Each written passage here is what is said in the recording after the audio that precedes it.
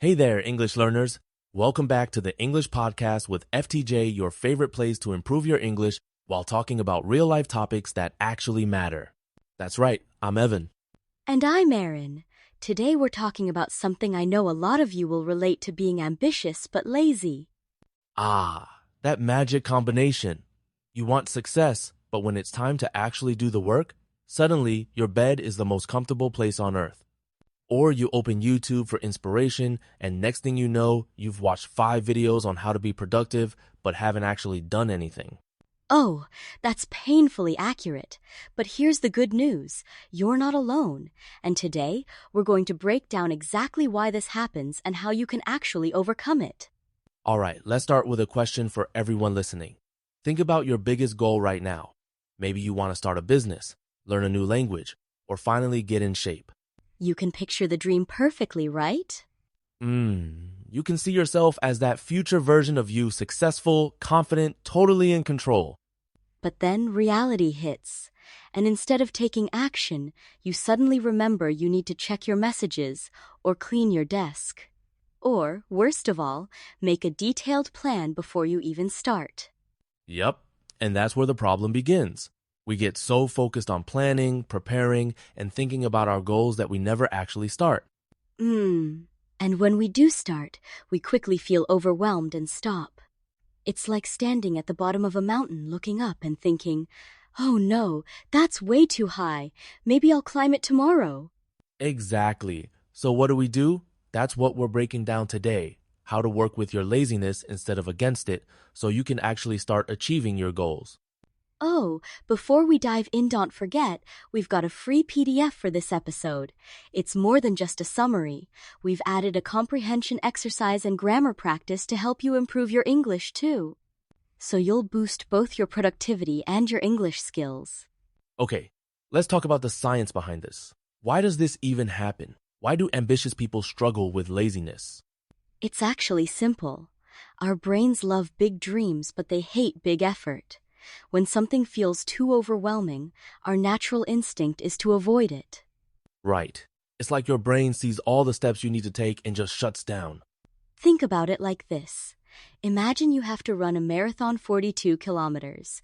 If I told you to start right now, no training, no warm-up, just go, how would you feel? Probably like dying after 100 m. Exactly. That's how big goals feel. You see the huge distance between where you are and where you want to be, and it feels impossible. So what do? You stay in bed and scroll TikTok instead. So the first thing we need to do is stop thinking about the entire marathon and just focus on the first step. Exactly. So instead of writing long to-do lists, let's try something different, something that actually makes you start instead of just planning. Okay, I'm listening. What's the trick? Instead of listing out a million things, you have to write about your day as if it already happened. Wait, you mean pretend I've already done everything? Exactly. Instead of saying, "I need to study today," write, "I sat down, focused, and studied for an hour. I even had time to take a break and felt great afterward." Oh, I see what you're doing. So instead of a stressful to-do list, I'm creating a vision of success. It feels like I've already done it. Yep, your brain sees it as possible instead of overwhelming. When you describe your day in past tense, it tricks your mind into thinking the hard part is already over, making it easier to follow through. That actually makes so much sense. When I write a normal to-do list, it just reminds me of everything I haven't done yet. But if I write it in past tense, my brain already believes I've accomplished something. Exactly. And the best part? No pressure, no overwhelm, just an easy mental shift that makes productivity feel effortless. Okay, let's try this. Normally I'd write, go to the gym, study for 2 hours, clean my apartment, finish my work project, but that already looks exhausting, right? So instead write, "I went to the gym for 30 minutes and felt refreshed afterward. Then I studied for 2 hours and it was easier than I expected. I even had time to clean up and finish my work project before dinner, so I felt super accomplished." Oh, that sounds way less stressful. It actually makes me want to do it because it feels doable instead of overwhelming. That's the power of shifting your mindset. Instead of a rigid to-do list, you're giving yourself a clear and encouraging vision of success. Okay, but what if I write it down and still don't feel motivated? Then make it even smaller. Instead of writing a whole day, just write one thing. I finished my work project today and it felt great. So if a full day feels overwhelming, just focus on one task and write it as if it's done. Yes, and if you really need a boost, imagine yourself at the end of the day. Picture how relieved and accomplished you'll feel if you actually complete that one thing.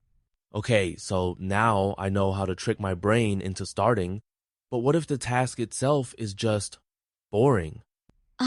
Great question. That's where our next trick comes in, making work feel like play so you actually want to do it. All right, I love this trick because let's be honest, if something feels boring, we avoid it. But if it's fun, we'll do it for hours. Exactly. So instead of forcing yourself to work hard, you can trick your brain into wanting to do the task. Okay, but how do we do that? I mean, work is work, right? Not necessarily. Let's say you need to clean your room. What's something that makes it feel less boring? Music. I blast my favorite songs and suddenly I'm a cleaning superstar. Exactly. Small changes make a huge difference. Music, a different location, even a cup of coffee, these small things can make boring tasks way more enjoyable. All right, but what about things like studying? How do I make that fun? Turn it into a game. Set a timer for 10 minutes and challenge yourself to finish as much as possible before the time runs out. Ooh, like a speed round. That makes it way more exciting. Yep, or use. Rewards. If I finish this task, I get a coffee break. I love it. So instead of forcing myself to work, I just make it fun. Exactly. And that's what makes it easier to start and stay focused. Okay, so now I'm starting and having fun, but what if I still don't finish things? That's where our next trick comes in the unfinished task effect. Let's get into it. So we've talked about how to start and how to make work fun, but let's talk about another problem: starting something and then just never finishing it. Oh, that's me.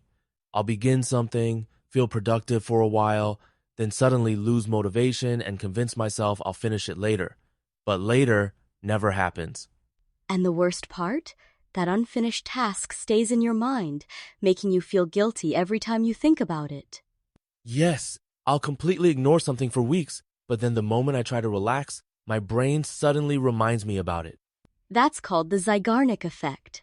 It's a psychological trick our brains play on us. Once we start something, our minds don't like leaving it incomplete. Oh, so that's why when I start a Netflix show, I have to finish it. Exactly, and you can use that same trick to your advantage with work and productivity. Okay, so how do we make the Zygarnik effect work for us instead of against us? Simple. Don't aim to finish, just aim to start. The moment you begin, your brain will naturally push you to keep going because it hates leaving things unfinished. So instead of saying, I need to finish this report, I say, I'll write the first sentence. Exactly. Once you write that first sentence, your brain won't want to leave it hanging. Before you know it, you've written a full paragraph, then a page, then you're done. But what if we're spending time on the wrong things? What if we're just being busy instead of being productive? Oh, I know this one. I have days where I'm super busy answering emails, organizing my files, checking notifications, but by the end of the day, I've done nothing important. Exactly. And this is what happens when we don't prioritize correctly.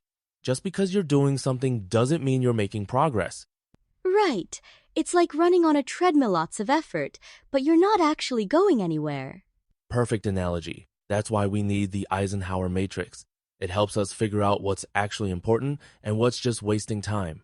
Okay, I've heard of this but never used it. What's the deal? It's a super simple way to organize tasks. Picture a box with 4 squares. Every task you have falls into one of these categories. Number 1, important and urgento it now, like deadlines, emergencies, last-minute prep. Number 2, important but not urgent, schedule it, like learning a skill, working out, long-term projects. Number 3, urgent but not important, delegate it, like emails, small admin tasks, unnecessary meetings. Number 4, neither important nor urgent, delete it, like mindless scrolling, binge-watching random videos. Oh, so my 2-hour research session on productivity videos falls in category 4, huh? Yep.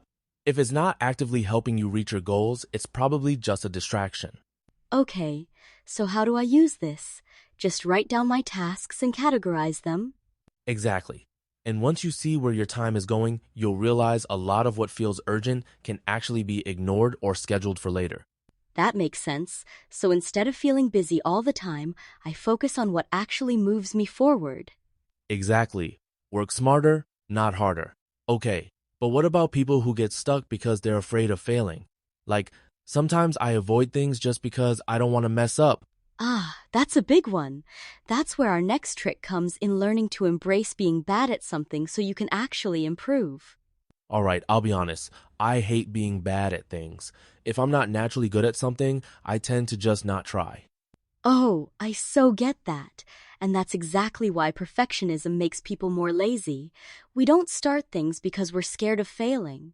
Right, like I've always wanted to learn guitar, but after struggling with a few chords, I thought, yeah, maybe I'm just not meant to play. And that's the trap. If you only do things you're already good at, you never grow. The problem isn't being bad at something, it's expecting to be great at it instantly. So, how do we fix that?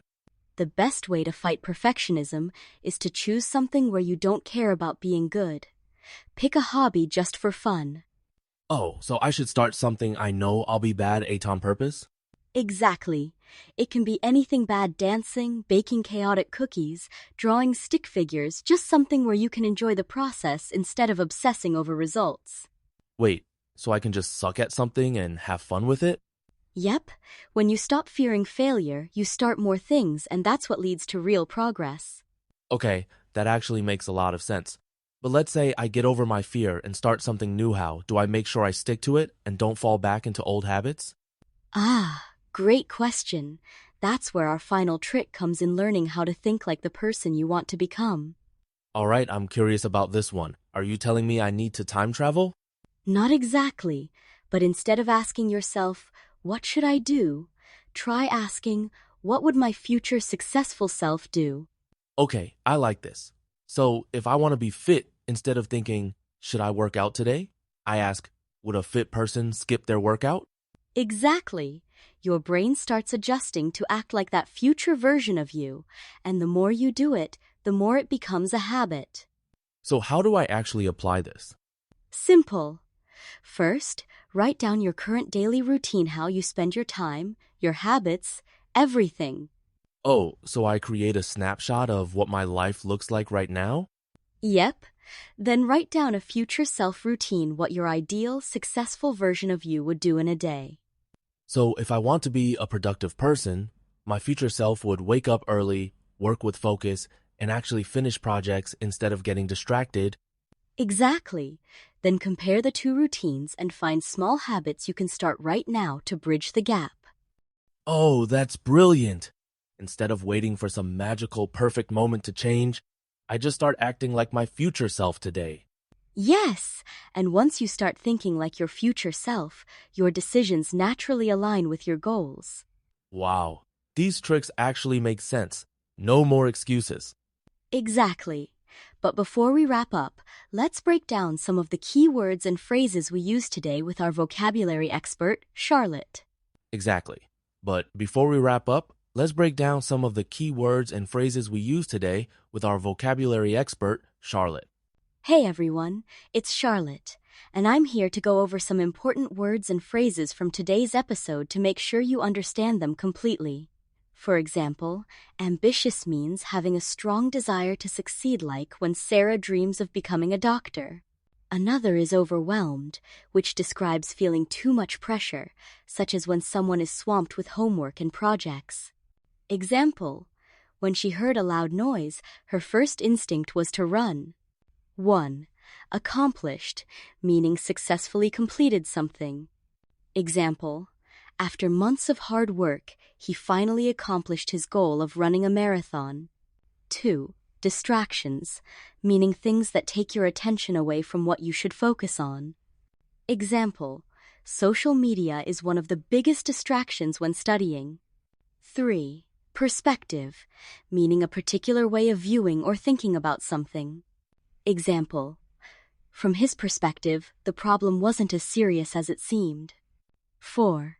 Perfectionism, meaning the tendency to want everything to be perfect, often causing delays.